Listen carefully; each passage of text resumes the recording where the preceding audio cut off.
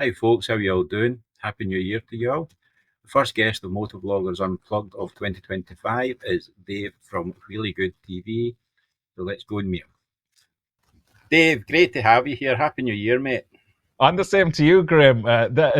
Talk about getting right back into it. What day Oh, is I it? know. The 2nd of January. I wasn't planning on making videos or doing anything sort of YouTube-wise for the next couple of weeks. I was going to take a bit of time off. So thanks a million for the invite. It's nice Yeah, to get back to work. You know yourself. thanks very much for actually coming on. That's great. Shall we just dive straight into it then?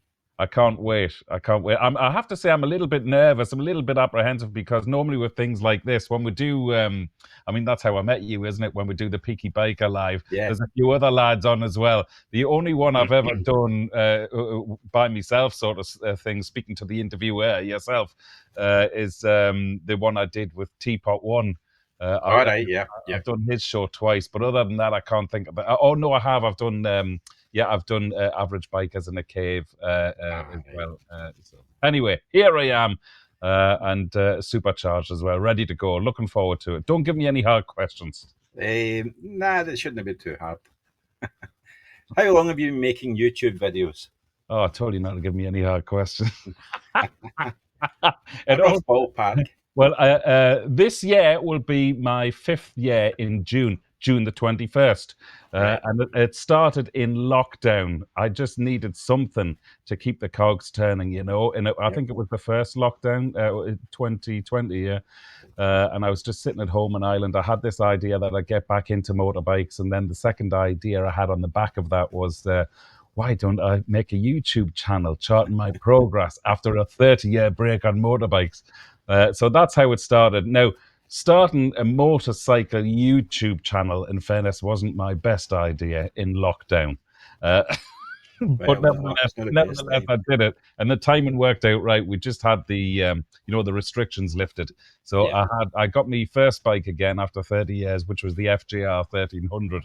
And then, the rest is history, so to say. And the thing is, what I love about YouTube is that rather than just having mental memories, it's all there on Yeah. YouTube. So there's a Yeah. couple of times I don't really like watching myself on camera, if I'm totally honest.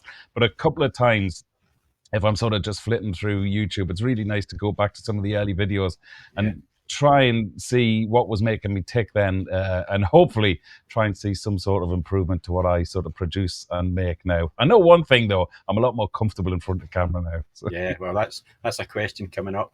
Oh, sorry. Two for the price of one. How did you come up with your channel's name? Oh, wow. I honestly don't know. It was going to have. I suffer from this thing called imposter syndrome, you know. So it was never going to be Dave Perry or anything to do with my name. Up until recently, actually last year, 2024, seems weird saying that now. I only sort of got comfortable with letting people in my sort of normal day-to-day life know that I was doing this YouTube thing. So Right. I would Okay. I really wanted to keep the YouTube side of things and my TV camera work, professional life, if you like, Yeah. very very separate. I never wanted the two to cross over. So sorry, long answer there, but so I was never going to involve my name, but it was going to have the TV in there somewhere. Yeah. I don't know. I suspect drink might have been involved, or I don't know. But the problem is setting yourself a name like Wheelie Good TV. Once I decided on the name, of course, the first few videos I made, I was very conscious that people were going to say, actually, it's not really good. It's really crap TV. You should be called. Fortunately, I didn't have any of those comments, so I'm all right. I think I'm good. Good. Good. Good. How would you describe your channel? Well, what I didn't know when I started it nearly 5 years ago was that it would be so difficult to get my hands on motorcycles. So I would have described it back then as a motorcycle review channel. That's what I had full intentions of doing. Yeah. But as time has gone on, it's just impossible living in Ireland, getting your hands on bikes because we don't have any manufacturers here. So it's motorcycle shops. who I'm sort of having to rely on heavily. But of course, one of the things which makes my channel successful, I hope, is the fact that I'm 100% transparent. So whether I like a bike or don't like a bike, I'm going to say it. And it's the same with anything I get sent to review, a product review as well. I'll say it exactly how it is. And a lot of people know that integrity that I have with things like that. So cutting back to the chase there, when I was taking motorcycles out from the likes of Mega Bikes in Dublin, who were very kind to me over the years, and they still say I can ride anything that they have in, take anything I want out. But there's a few bikes which I haven't been too impressed with, and I only know when the video has gone out, and then I go back into the shop a few weeks later. You can see the look on some of their faces, because at the end of the day, they've got to sell the bikes. So that hasn't really been working, taking bikes out from motorcycle shops, which is why I came up with the idea of Bikers Bikes, that new strand I trialed last year just before Christmas, and I've got a few in the can of those. So it's literally where bikers review their own bikes rather than me taking a bike out for a day and pretending about it. So to me, it's a lot more of an honest review. I mean, literally, you're hearing it from the horse's mouth, or the rider's mouth, so to speak. You know, so it's a lot better than me trying to learn all the statistics and everything in a day. And let's be honest, you know, I've only been riding bikes again for the last 4 years. Even though I was into bikes since I was 18, 19, whatever it is, I certainly haven't been riding bikes all of that time. You know, I keep saying I took a 30-year break. So, you know, to me, well, in my eyes, I'm still very much a newbie. Yeah, well, I'm just back riding bikes 3 years now. After I think it was a 12-year gap. Okay, so similar. So we both took long break. Yeah. What bike have you got, Graham? The 850 GS Adventure. Oh, lovely, yeah. It's a nice bike. Yeah, I'd love, I hope this isn't another one of your questions coming up, but one of my regrets is selling the CRF, the Honda, the 300, because I've really missed it over the winter there, not having something just to take out in any weather, and not giving too much of a damn if the bike goes over, you know, that way. I know exactly what you mean. Who knows what will happen. Yeah. The first time you recorded a video, how did it feel to speak to the camera? Oh my God, absolutely awful. And perhaps even more so for me, because for your viewers watching who don't know me or my background, I've been a television cameraman for the last 35 years. So I've always been the man behind the camera. So for me, stepping out in front of a camera, it was absolutely alien. And I noticed one thing I tried to do, which was a huge no-no. I tried to be a presenter, of which I'm not, you know. And I think the first half dozen videos, there's just no way they were ever going to see the light of day. But I did notice during those half dozen videos, I was getting better and better. And then pretty soon on in my YouTube career, I spoke to some of what I would call the big boys, you know, Andy the Missing Flyer, Bruce Teapot One, Richie Vida, and they all took an interest in me videos because of the production quality. So as soon as those inroads had been made, I asked all of them, you know, how do you go about speaking in front of the camera? And every single one of them said the same: be yourself. And it's so true. And now I'll say it to people. I mean, it really is the stereotypical boring answer, I suppose. But it's so true. It's 100% true. So when I started being myself and going out knowing that, well, I have the power over these videos. If they're rubbish, I don't have to put them out. So I went out after those half dozen videos I made. I went out a few times after that, being myself, thinking, if I don't like these again, you know, they'll end up on the cutting room floor, so to speak. But actually, when I brought them back, I thought, God, that's it. That's it. Like, I'm a normal person. I'm not trying to be a presenter. So, you know, so that's, that's how I felt. I still find it weird, but it is. It's strange. I find it strange in public. That's one of the reasons I don't take the camera to the ABR festival, because I'm still very uncomfortable speaking to camera when there are people around watching. You know, I'm not there yet. I don't know if I'll ever be there, but it's a bit. I know. I'm the same. What brand of cameras and microphones are you currently using?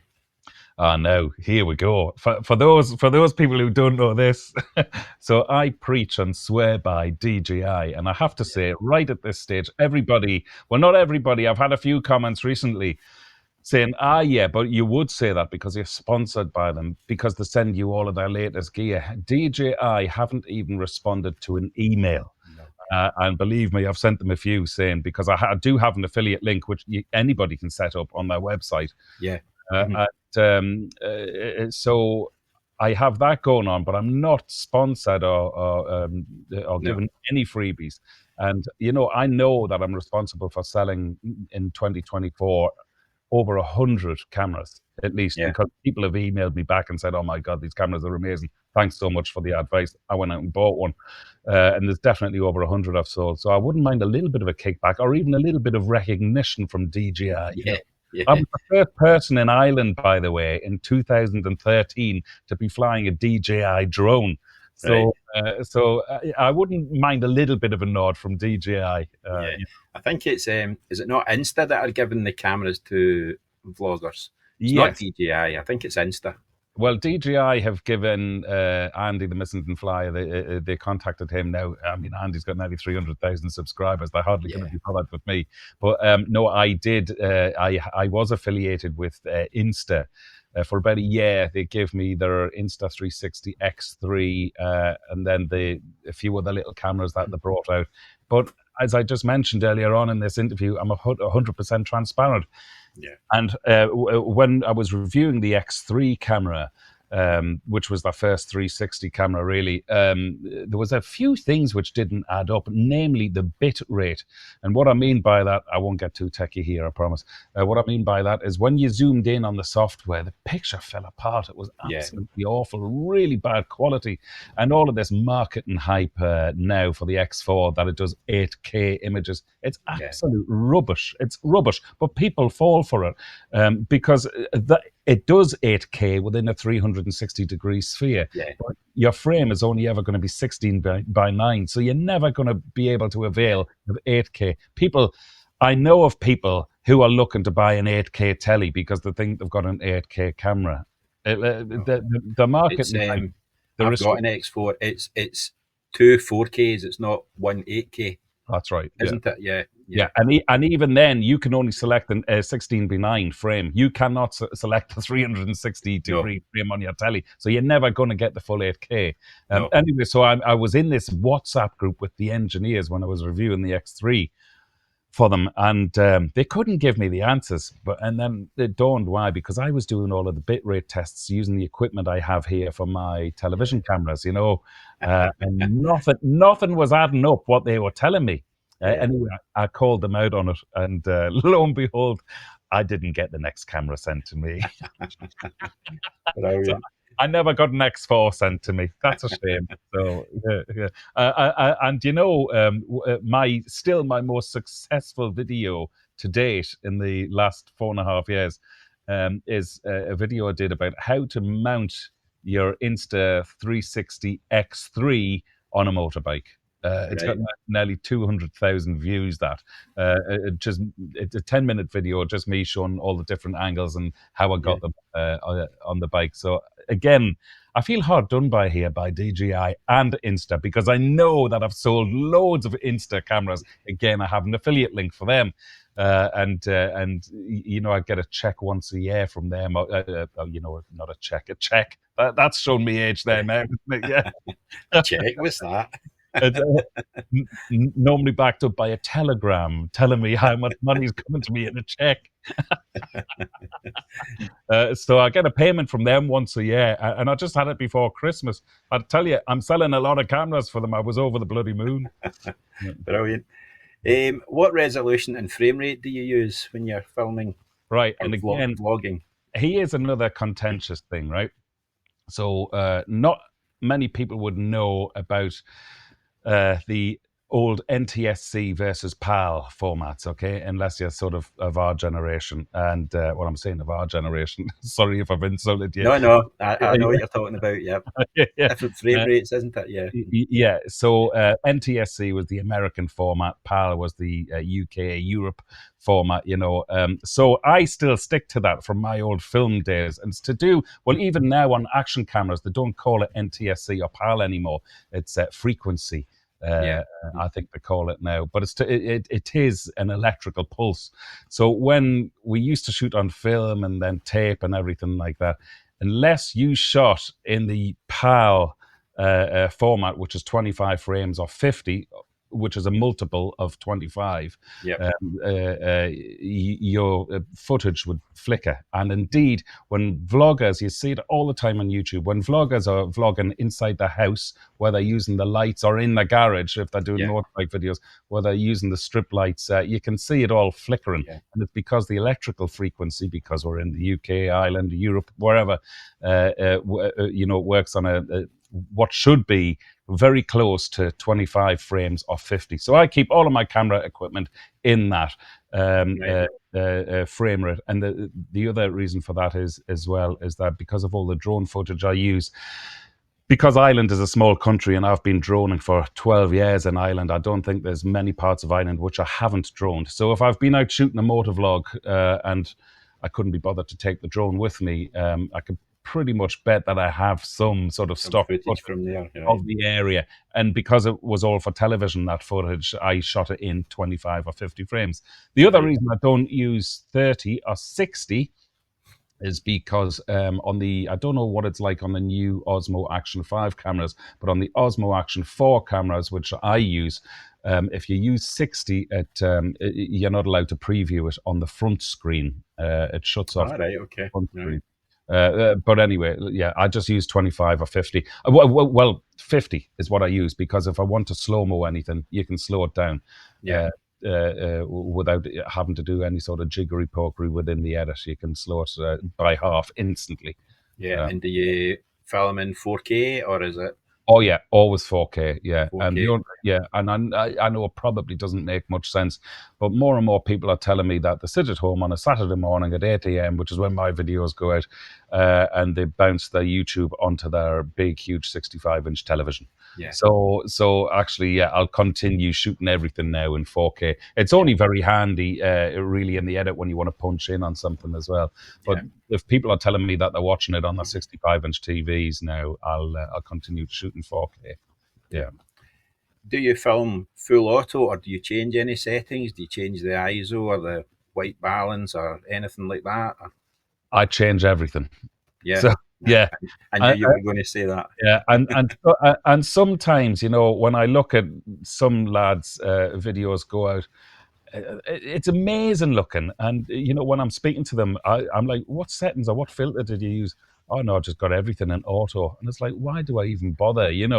But the most important, the key thing for me is to double your shutter speed to whatever your frame rate is. Now, that's an old film trick of mine from 30 odd years ago. And so when you're on a motorbike like we are, and you're going past trees, because you're fast moving, when you're going past grass or trees or hedges, when I see that horrible video jitter, it looks like a strobe. That is because people aren't using ND filters and they've got everything set into auto. Now, 99% of people might not even notice that, but it's a bugbear of mine. And so to override that, I use ND filters. I set my shutter speed matching the weather every time I go out. The ISO, I'm fully manual. Yeah. And saying that as well, there's a couple of times I've come back where I've been underexposed or slightly overexposed. It's okay coming back with the footage slightly under, because you can push it. Yeah. But you can tell because the dynamic range on the Osmo Action 4s, it ain't great. I mean, that tiny little cameras, they're amazing for what they can do. But what I mean by the dynamic, I said I wouldn't get technical. I'm talking about bloody dynamic range. So when you overexpose your footage on these little cameras, it's very hard to correct it and get it back to a normal looking shot. So I don't know. Maybe this year we'll see myself going fully auto. But saying that, the cameras are getting better all the time. I was a little bit disappointed last year when DJI released the Osmo Action 5. I honestly couldn't see a reason for upgrading from the Action. Me neither. Me neither. And I'm not going to either. Me neither. The only plus I've just found out recently is before Christmas I bought the DJI Mic Mini, and I'd forgotten that on an Osmo Action 4, you can't use both transmitters Both, to yeah. the camera without the receiver. You still need the receiver to use Yeah. the two transmitters. On the Action 5, you can, of course. So Yeah. that's the only plus side. But I mean, DJI say the sensor is slightly increased, slightly greater. Not to my eye, and I would trust my eye because it's made a living for me after 35 years. So. Well, yeah, yeah.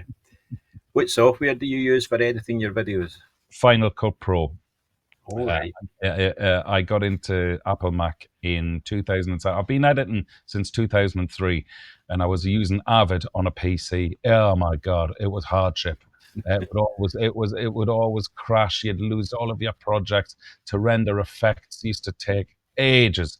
And somebody introduced me to Apple Mac computer. So in 2007, I bought my first Mac, and with that, of course, the editing software, which is native to that, is Final Cut Pro. It's incredible. It's incredible. Yeah. You know, Yeah. touch wood.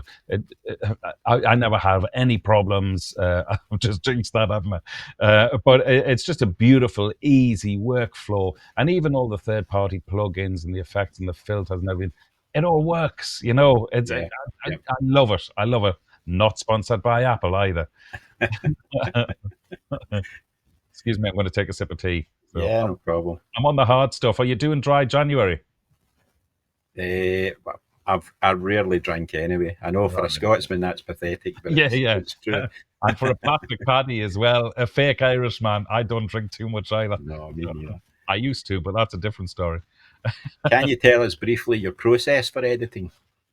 Like the workflow, you mean? Yeah. Yeah, I mean, for Yeah. me, I'll download the clips. I'll bring them onto the timeline one at a time. Do chop them up, whatever I'm doing. Do you do that same sort of thing, or?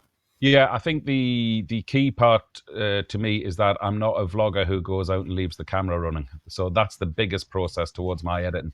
So Right. I'll only turn the camera on when I've something to say or something to look at or something to remark about. So I'm pretty much editing as I'm out on the bike, if Yeah. I'm totally honest. So when I get back, I mean, a lot of times I can go out in the morning to make a vlog or to visit a place to make a short film about what I want to do. Let's take, for instance, the mountain passes, which I did 2 years ago. I have more of them coming up this year. I've got a few planned for next month, weather providing. So those mountain passes, I've already researched what I'm going to talk about. So I go down there, ride the parts of the route, talk about the things I want to talk about. And when I come back and load it onto the timeline, it literally is a job of sort of bolting it together, really. I mean, Right. never, somebody else, obviously in the industry that I'm in, you never ever underestimate the power of voiceover. I don't know if any of your viewers watched the Route 66 thing I did last year. In fact, at the time of doing this, I think there's still 2 or 3 episodes to go out. Right. But there was so much to do with that because there was so much to film every single day. That was a mammoth editing job. Yeah. But you know, rather than me trying to remember everything when I was out there on Route 66 about all the town, I'd researched it for a year and a half about all the towns we were going to be riding through, and then on top of that, I had to try and get to know 60 other riders, you Yeah. know, who were there. And what I hadn't banked on was that a lot of riders who do this Route 66, they do it for a reason, and it's not just about making money for their hospital like we were all doing. It's because they have their own personal story. So that was another element.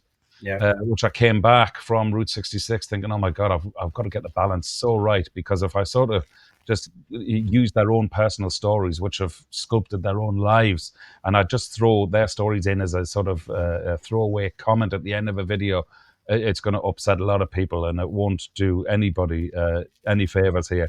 So I really learned a lot about my editing process when I was doing Route 66. But like I say, the power of voiceover. So half of the stuff I was whittling on about and the history of towns and facts and figures and everything, none of it ever made the cut because I was able to do it all in 3 lines of voiceover rather than me rabbiting on for 10 minutes, you know. Yeah. I've been watching that series. It's very good. Very, Okay. very good. Yeah, I keep asking everybody who says they're watching it, do you have a favorite moment so far? So I just like it seems quite chilled. It's not 150 miles per hour stuff. It's just yeah, nice and chilled and relaxed. That's what I like about it. Yeah, it is. Yeah. In fact, I would recommend to anybody if they're thinking about doing Route 66. And next year, 2026, it's the centenary of Route 66. But back to what I was saying, I would recommend if you haven't done it before, do it in a group. Yeah, yeah, Because it was always a dream of mine to do it solo. Even halfway through the trip there last year, I was still thinking maybe I'll still do this solo. By the yeah, time I came home, I just thought I'll never ever do that solo because if you have a puncture, if your bike goes over, which mine did, and many other riders' bikes did because of the sheer weight of them, you're stranded, you're stuck, yeah, you're in the mercy of Eagle Rider, the rental company, And if you're in Arizona, where the heat, I think, in Arizona hits something like 46 degrees, if you don't find a tree quick and you break down and you're by yourself, if you don't find a tree to shelter under, you'll fry yeah, yeah. if you don't get eaten by rattlesnakes in the Well, meantime. yeah, Yeah. yeah. Eh, what's the hardest part of managing a motovlogging channel? I was always, when I started this for the first year, I was really hung up about what people thought, what people said. But YouTube have this filter now, which filters out a lot of the negativity. Well, I'm presuming it does because I haven't had any negativity in ages. So I presume it's the YouTube filter. So that to me was always, I was really caught up about what people thought of me, I suppose. Because I was questioning myself. I was really, really harsh on myself, very critical of the way I was doing everything, really. So that used to beat me up, and there was a few times certainly within the first couple of years, I thought, why am I even doing this? Like, I'm just going to pack in. Yeah, And then, funny, I made a couple of videos about that, and it was purely on the comments on those videos, which made me think, okay, maybe I'll keep going for a while longer if some yeah, videos mean a lot to other people. But fast forward to now, the hardest part is time, um, yeah. Nah, without a that's what doubt. most people say. It's Yeah, the time to do it. Yeah, I mean, there's hardly any money in it, but saying that, I've never ever treat this as if it's a business or as yeah, if it's going to replace my business because it yeah. won't. Let's No, be real no. about it. It won't. So as long as I love doing it and it's a passion of mine, it ticks so many boxes in so many different ways, which I won't go into. And definitely it massages the ego as well. That's another box to be ticked. I make films for a living. I tell stories for a living. Yeah, But in my world, in the TV world, I do it with a team of other people. So yeah, doing it this way, where it's just me, I have free reign, full editorial control about content, about the look of it, where I'm going to go. Even I haven't got a director saying, "No, we'll scrap that location today. We'll go somewhere else."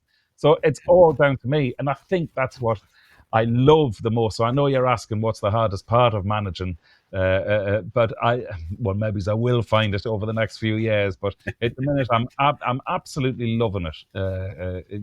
It's still, good. yeah, it's a dream come true. Who knew? At 54 years old, nearly 55 this year, that I'd be still getting excited about putting Yeah, the video up on social media.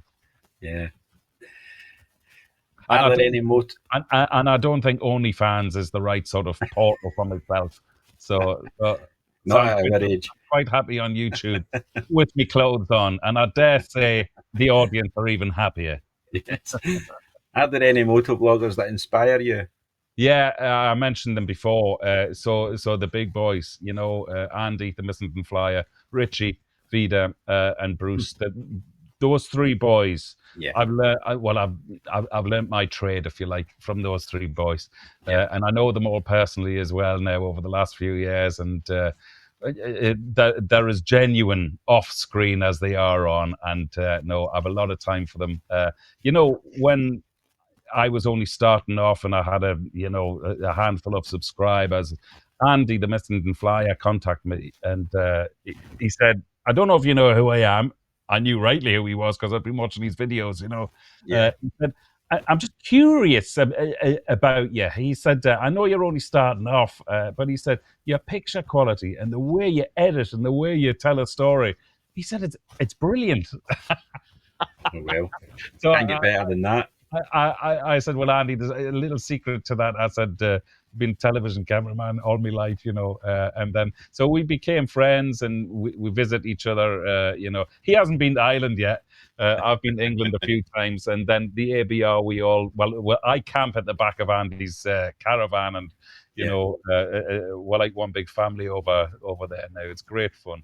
But I'd love to. That's one of the things I want to do this year. I'd love to get over to England because I've never ridden a bike out with any of these guys, right. Yeah, yeah, But no, they're all great lads. So it was them who inspired me. That recently there's a guy, an Australian guy called Adam Riemann. I think I'm pronouncing his surname. Riemann. Riemann, yeah. Yeah, yeah, He's actually speaking at the ABR this year. yeah. That's Like right. his filmmaking skills, his production level, Fantastic. phenomenal. It's Brilliant. unbelievable. You Yeah. would swear he's actually got a crew with him. It's You that would, good. yeah, you would, yeah, Yeah, yeah. it's brilliant.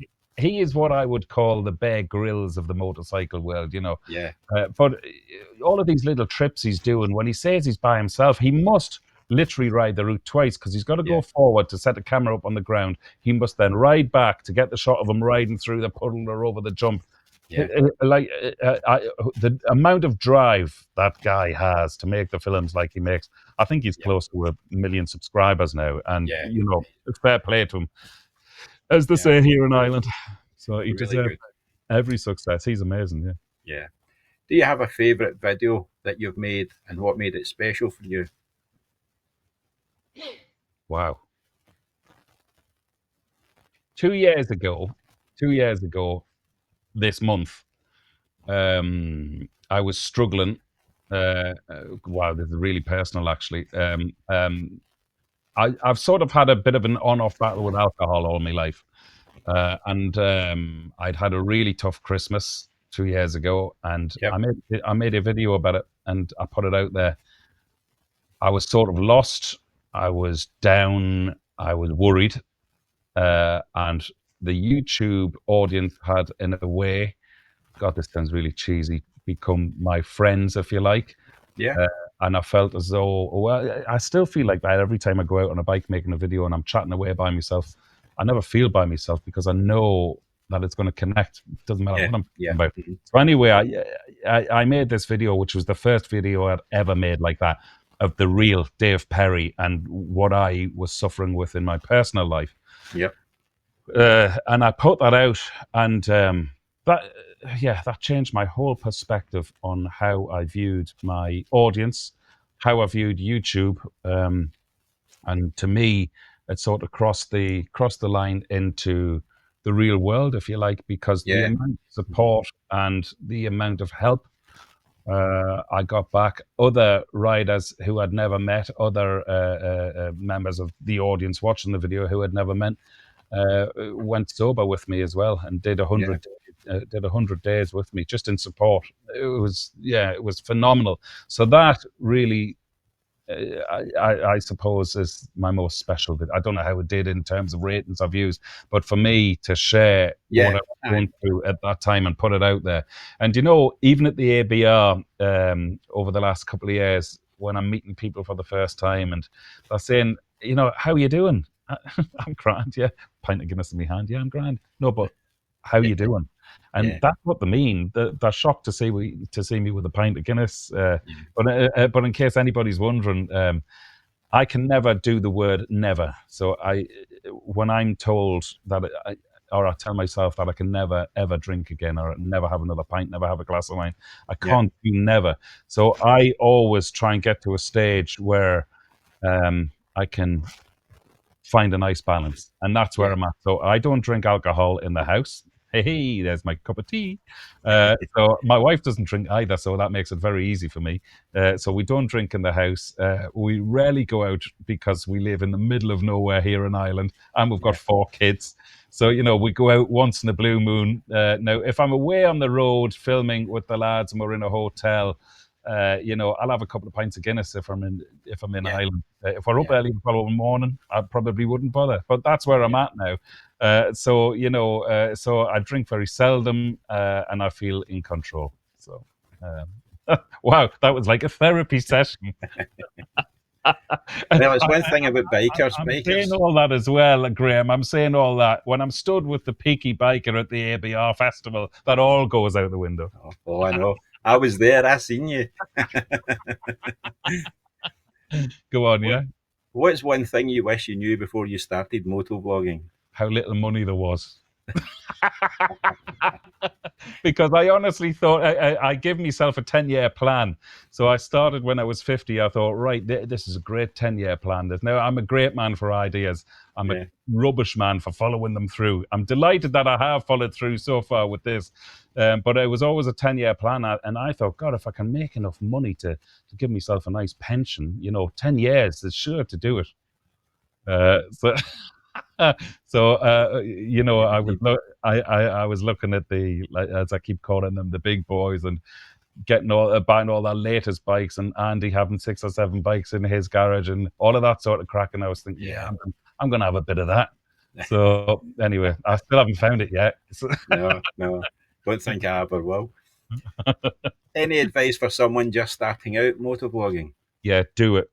So anybody who speaks to me about starting a YouTube, not even motovlogging, about starting a YouTube channel, again, it's a cliche. The biggest hurdle is switching the camera on and making your first video. Yeah, Once you've done the first one, you learn, and you're on the right track after making the first one. So you just have to do it, and don't do what I did and possibly everybody else. Don't get hung up on what people think of you, because at the end of the day, you're in control of all of this. So, like me, when you go back to your edit suite, if you don't like it, just don't put it out.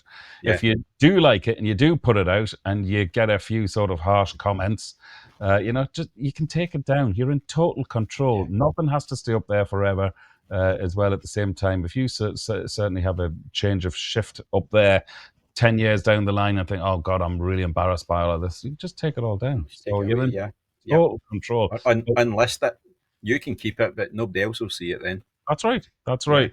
So, it's a win-win situation, but you have to, as I preach to my children, I'm going to sound like a real dinosaur dad here. With every opportunity which comes your way, you have to try it. Even if it doesn't work out, Yeah. you have to try it. And that's the same for starting, going out there, vlogging. Listen, it's the way of the world now. TV, my industry, is a thing of the past. It's all going to be on YouTube and, dare I say it, social media platforms which haven't even been invented yet. But it's all going to be streamed, and we're all going to be making videos, before long, with our watches. I dare say we'll be walking around with sunglasses on. I think those sunglasses exist now with cameras in. We'll be making our own videos, and then it'll all be edited with AI. In fact, we'll have videos going out within 3 minutes of shooting them. I'm saying that you can go live from your phone now on social media platforms. So, the technology is there. See that background behind me just now? Yeah, love it. I got AI to make that for me. Did you? Yeah. Oh man, I've got to get up to speed with that. AI made that. And is it an actual poster or a freeze, or is it superimposed? It's just a JPEG picture. Yeah, but is it printed or is it digitally superimposed behind you? Oh no, I've got a green screen. Oh, you have a green screen. Yeah. That's amazing. Professional, Yeah. So here's me, going to all lengths, just to try and make the background of the corner of my office here at home look halfway decent, and all I have to do is do what you do: buy a green screen, and I can change the background anytime I like. Well, I'm filming this from my bedroom, so the green screen's handy. So that's amazing. Well, it looks good. Looks good. Yeah, Dave, look into that. That is you answered all the questions. Have I? Yes. And were those questions that you come up with yourself, or is that from other people? They're my questions, the ones I've made up myself. Oh, no. Well, I thoroughly enjoyed answering them. How long have we been going for? 39 minutes. Jesus. That flies in. Time flies when you're having fun. Well, listen, mate, thank Yeah. you very much for coming on. I really appreciate it. Thanks for asking me. I'm delighted, especially this early in the year. It's like hitting the ground running. I love that. No, it's sort of it woke up the old gears again, you know, after New Year and everything. So I really appreciate that, Graham. Yeah, lovely to be here. And can I wish everybody out there who's watching this a happy New Year? Yep, happy New Year, everyone. Cheers.